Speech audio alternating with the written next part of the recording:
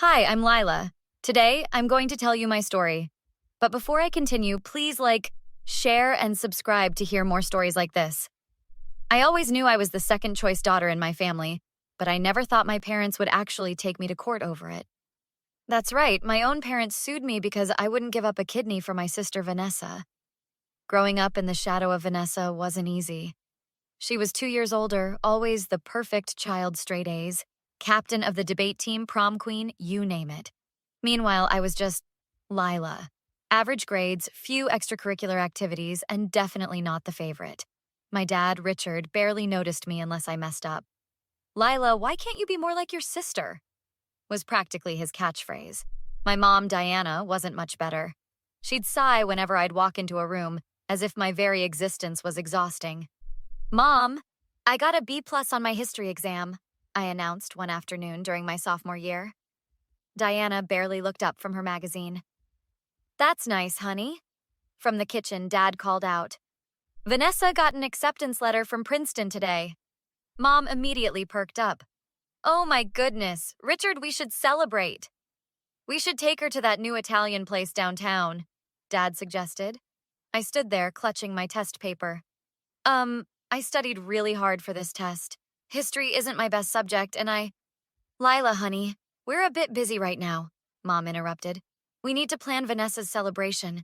Maybe we can talk about your test later, okay? Sure, I mumbled, knowing later never came. My best friend Zoe was the only one who really saw what was happening. Your parents are totally playing favorites, Zoe said as we sat in her basement one Friday night. It's like you're invisible unless they need something. I shrugged. I'm used to it. Besides, in 2 years I'll be off to college and won't have to deal with it anymore. That doesn't make it okay, Zoe insisted. Have you ever tried talking to them about how you feel? Once, I admitted. Dad told me I was being dramatic and should be more supportive of Vanessa's accomplishments instead of being jealous. Mom just nodded along. Little did I know that their favoritism would take a sinister turn. Fast forward to last year. I was 26, living in my own apartment across town, working as a graphic designer. I'd limited contact with my family to holidays and occasional phone calls. It was better that way. Then came the call that would change everything. Lila, it's Mom. Vanessa's in the hospital. Her kidneys are failing. My stomach dropped. What? Is she okay? The doctors say she needs a transplant. We're all getting tested to see if we're matches. I agreed to get tested too. Despite everything, Vanessa was still my sister. A week later, the results came in. I was the only match in the family. My phone rang that evening. It was my father. Lila, when can you schedule the surgery? No, hello, no, how are you? Dad, I haven't decided if I'm doing it yet. This is a major surgery with lifelong implications. Silence on the other end. Then, what do you mean you haven't decided? This is your sister's life we're talking about. I know, Dad, but it's my body, my kidney. I need time to think about it. There's nothing to think about, he shouted. You're doing it. End of discussion. Dad, you can't just... What kind of person hesitates to save their own sister? After everything we've done for you? What exactly have you done for me, Dad? Name one time you put me first. Just one. Another pause. This isn't about you, Lila. It's about Vanessa. It's always about Vanessa, isn't it? He hung up before I could respond. The next day, my mom showed up at my apartment unannounced. Can I come in? She asked, her voice softer than usual. I let her in and she sat primly on my sofa. Lila, I know you and Vanessa haven't always been close, but she's dying. You're the only match. Mom, I understand the situation, but this is a serious decision with long-term health consequences for me. She leaned forward. What consequences could possibly matter more than your sister's life? Do you know what the odds were of you being a match? It's fate. It's not fate, Mom. It's genetics. And I need to consider all aspects of this decision. Her face hardened. What is there to consider? You give your sister a kidney and she lives. You don't, and she dies. It's that simple. It's not that simple. What about the risks to me? The recovery time? The potential complications down the road? So you're saying your comfort is more important than Vanessa's life? Her voice was ice cold. That's not what I'm saying at all. I'm saying this is my body, and I deserve time to make an informed decision. While you're taking your precious time, your sister is suffering. Mom, the doctor said she has time if she follows the treatment plan. I'm not having this conversation. Either you do the right thing, or you're no longer part of this family. After she left, I called Zoe in tears. They're making me feel like a monster, I sobbed. You are not a monster, Zoe said firmly. This is a huge decision. You have every right to think it through. They're basically disowning me for not immediately saying yes. That's manipulation, Lila. Have they even told you if she's doing dialysis? Following her treatment plan? I paused. They haven't mentioned any other treatments, just the transplant. See? They're not giving you the whole picture. Promise me you'll talk to Vanessa's doctor directly. My boss, Marcus, was supportive when I explained the situation.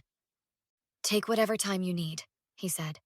And remember, no one can force you to undergo surgery, not even family. I scheduled a meeting with my doctor to discuss the implications of donation. While kidney donation is generally safe, it's not without risks, Dr. Patel explained. There's the surgical risks, the recovery period of 4-6 weeks, and the small but real long-term risks like hypertension or reduced kidney function if your remaining kidney has issues. And what if I need a kidney someday? I asked. That's a valid concern. Having only one kidney makes you vulnerable if that kidney fails. What about other options for my sister? Dialysis can keep her stable while waiting for a donor match from the National Registry. Many people live for years on dialysis. My parents made it sound like I'm her only hope.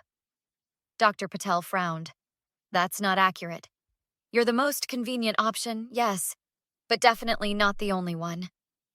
I thought about it for days, researched everything I could, and ultimately, I made my decision. I met my parents and Vanessa at the hospital. Vanessa looked pale and thin in her bed, but her eyes still held that superiority they always had. I've made my decision, I announced.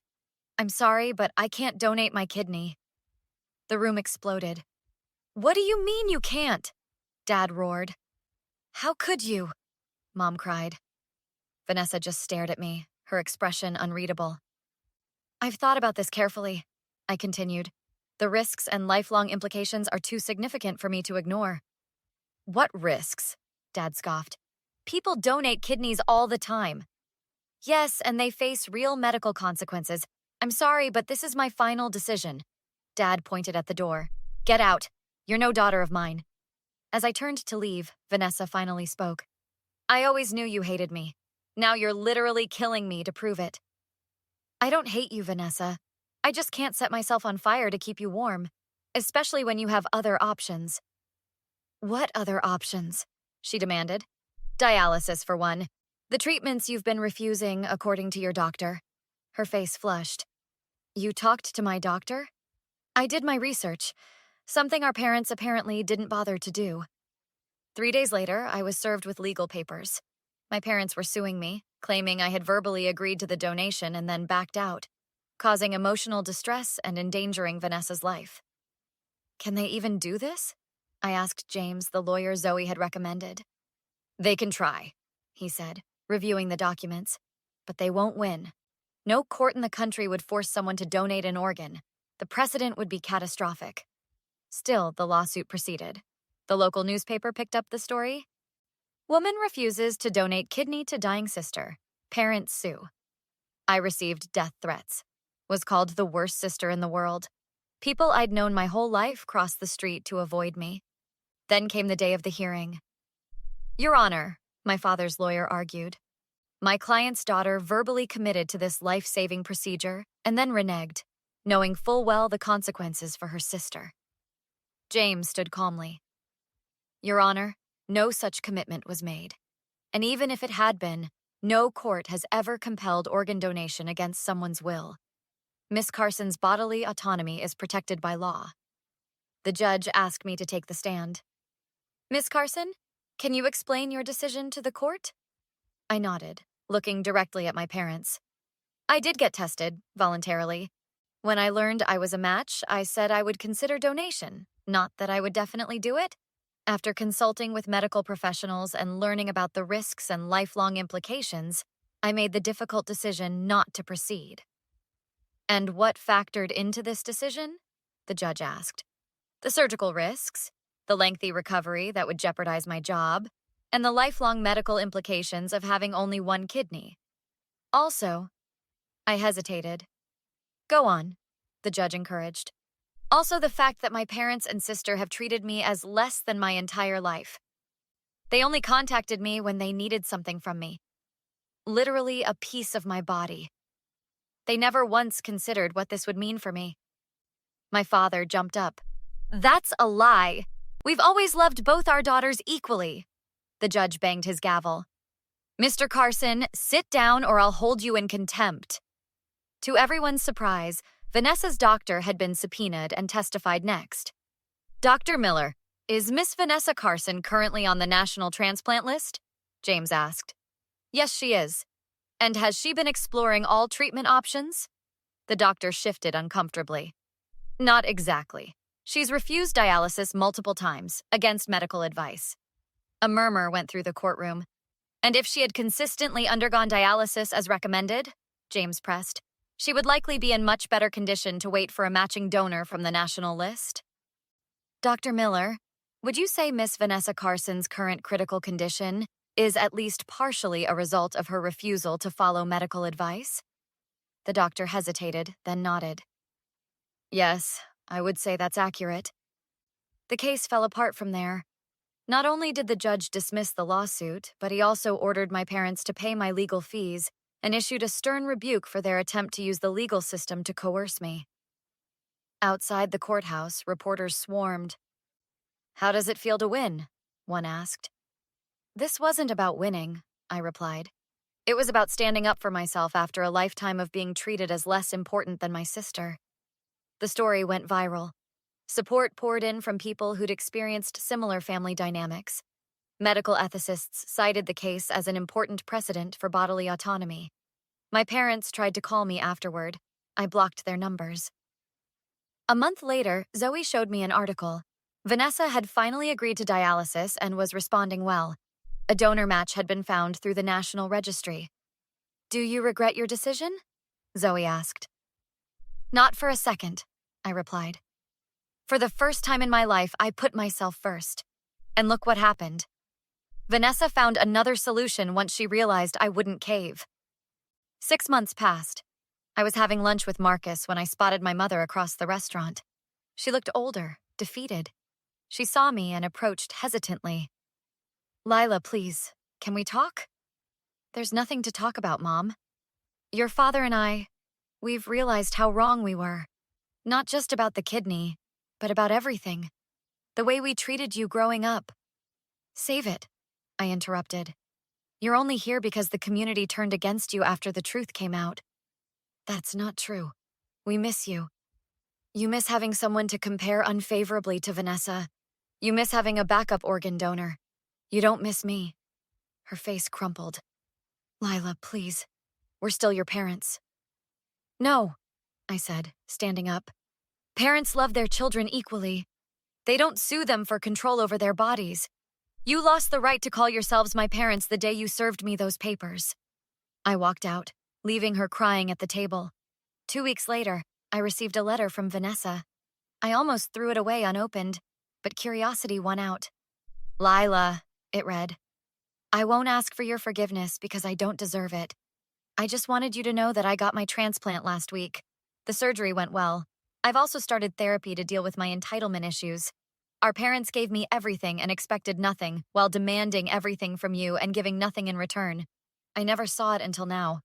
I'm not asking for reconciliation.